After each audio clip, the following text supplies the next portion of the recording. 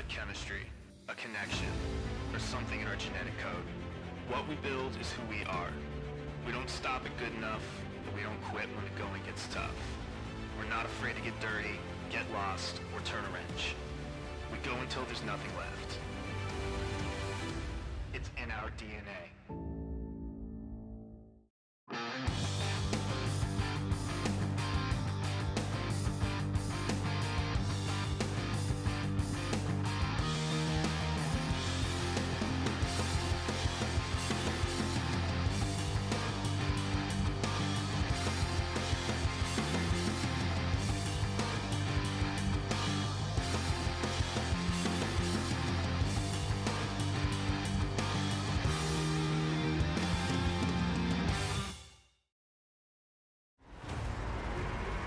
Over 25 years of off-road racing dominance. Proprietary patented race technology. Proudly made in the USA. Unparalleled customer service and support.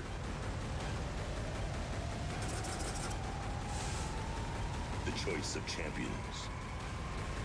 King Shocks. The leader in off-road shock technology.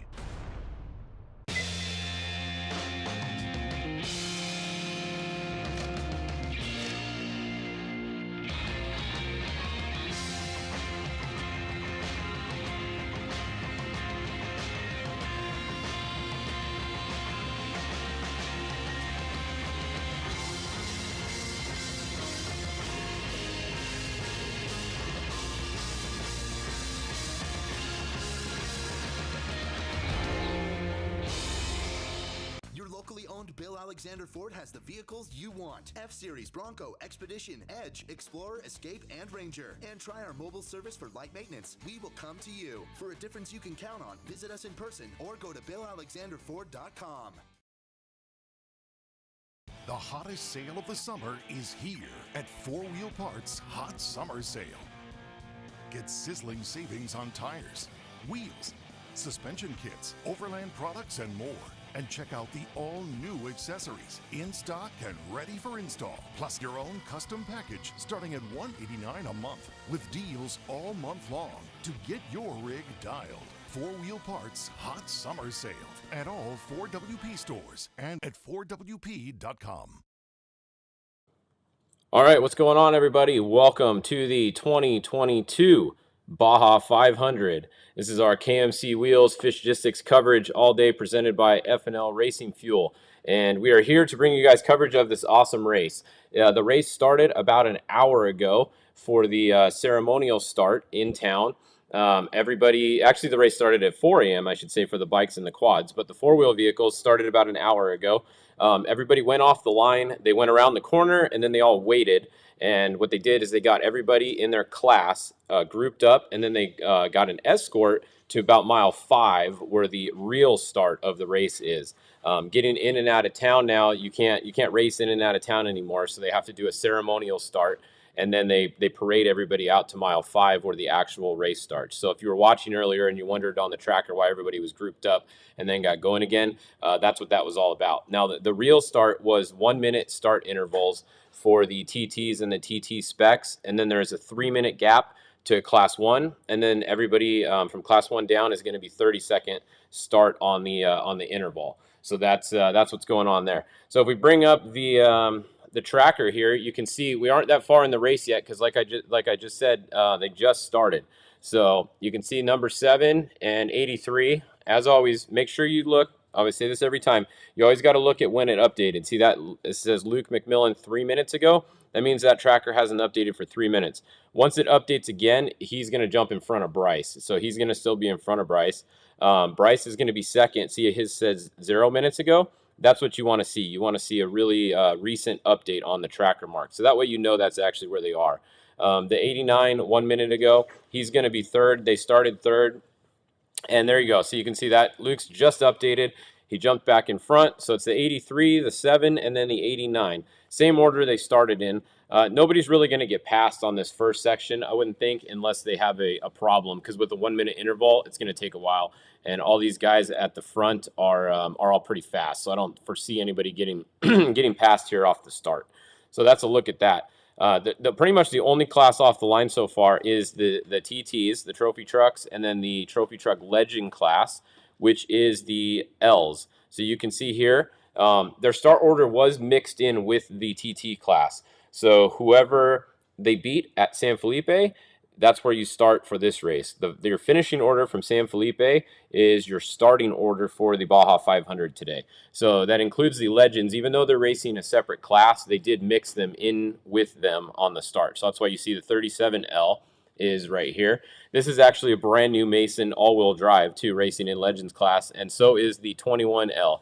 So the 37L and wherever the 21L just jumped to, Gustavo Vidosla, those are both all-wheel drive Mason trophy trucks, brand new trucks racing. The 37L, this is its first race. I believe Gustavo has raced once, maybe twice with his Mason all-wheel drive.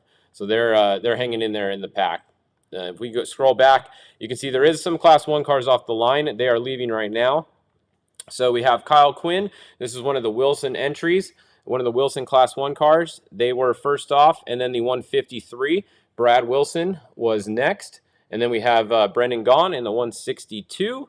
And then that's it. That's off the line so far. Well, you can see the 92 here. They are stopped right off the start. That's never good. And then Brian Parkhouse just started. So right here, this is the real start. So you can see them all lined up. This is gonna take a while right here at mile 5.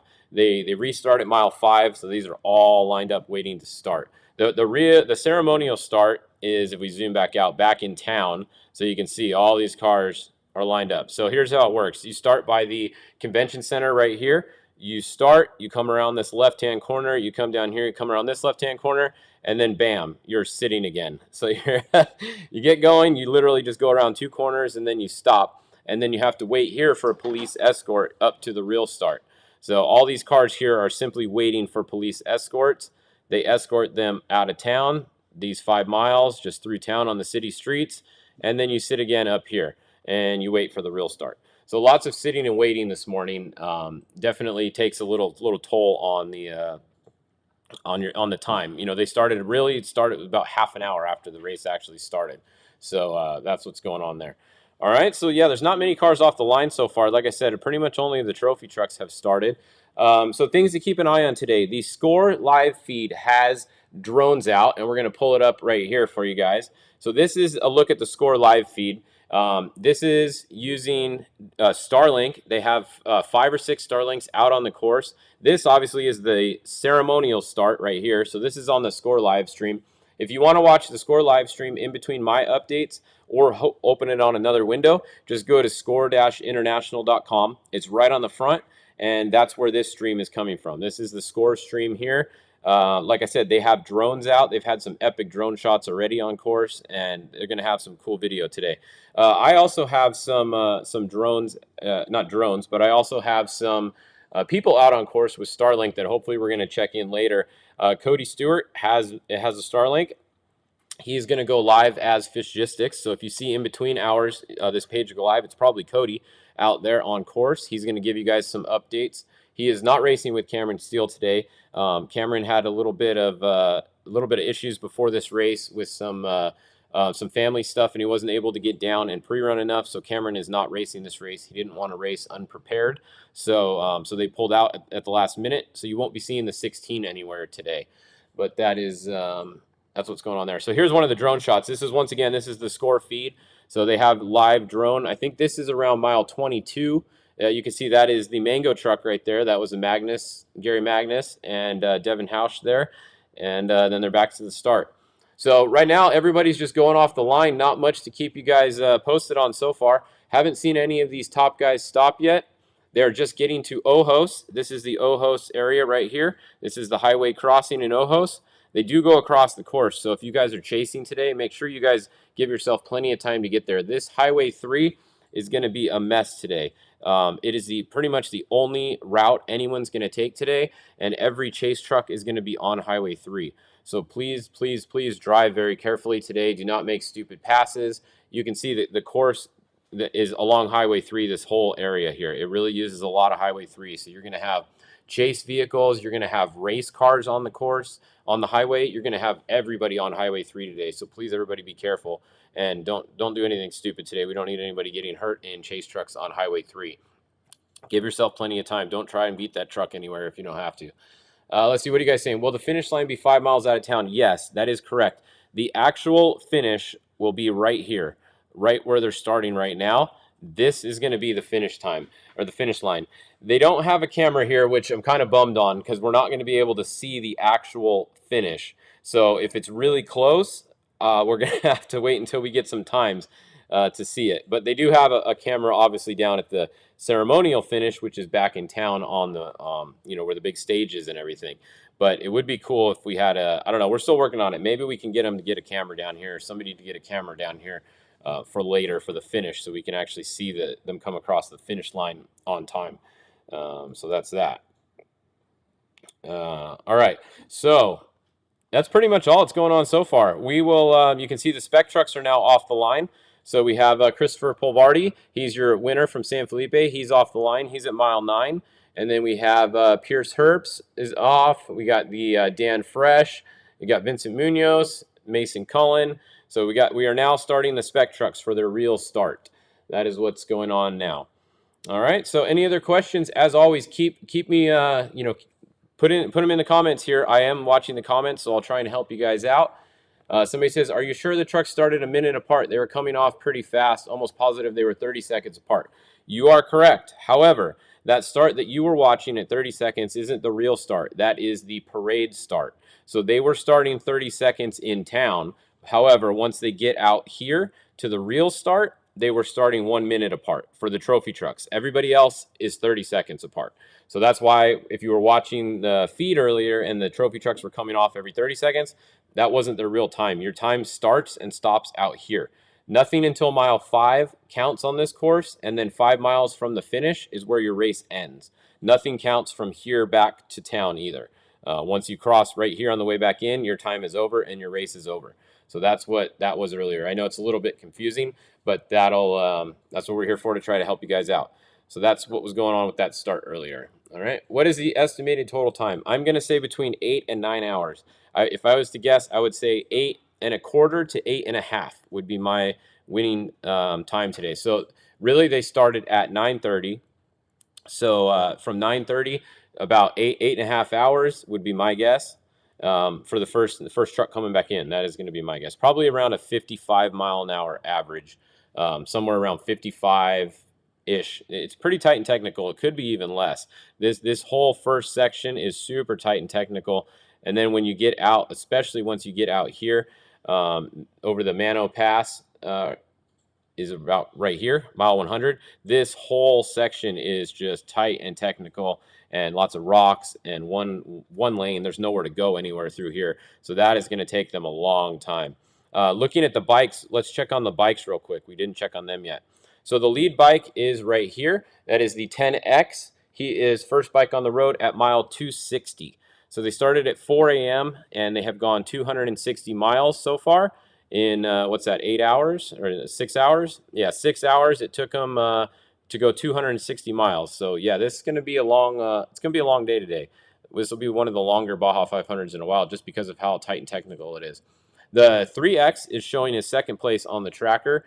And then we have the 325X next, and then the 4X and the 180X. Looks like the first quad on the tracker. Keep in mind, these are only vehicles that are tracking. If someone's tracker's not working, we're not going to see them. The 10A is your lead quad, and then it looks like the 7A is going to be your second place quad that we can see on the tracker here. So that's what that is.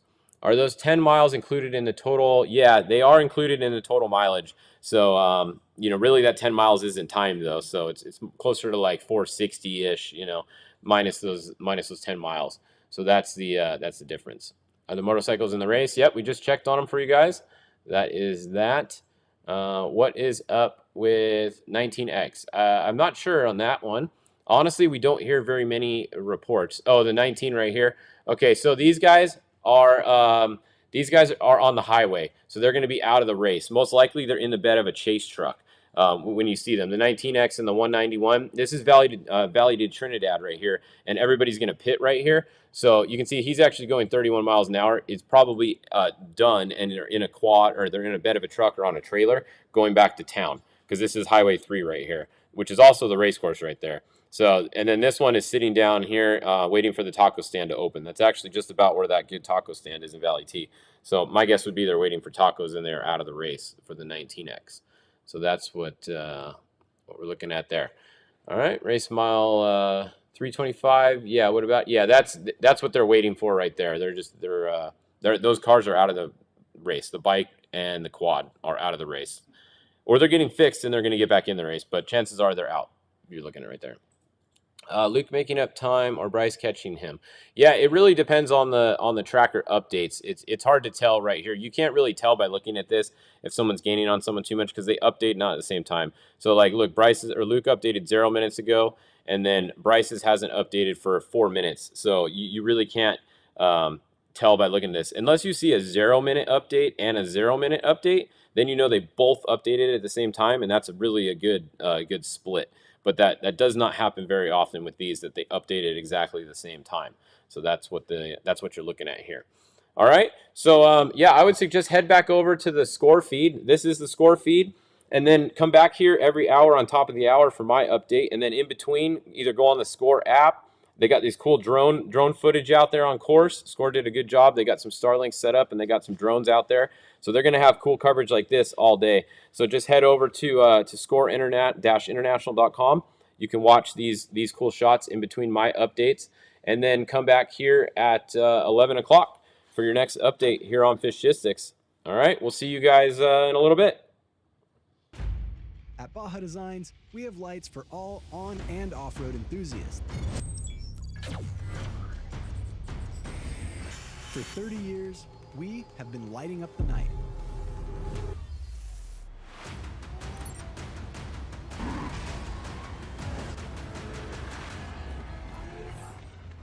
We are Baja Designs, the scientists of lighting. If off-road adrenaline is what you crave, we've got exactly what you need. Introducing the all-new RZR Turbo R and revolutionary RZR Pro R. Reimagined from the ground up with the power to push you further, the confidence of next-level strength, and exceptional control for conquering the wildest terrain. The next generation of RZR is here, and it's built for those who live wide open.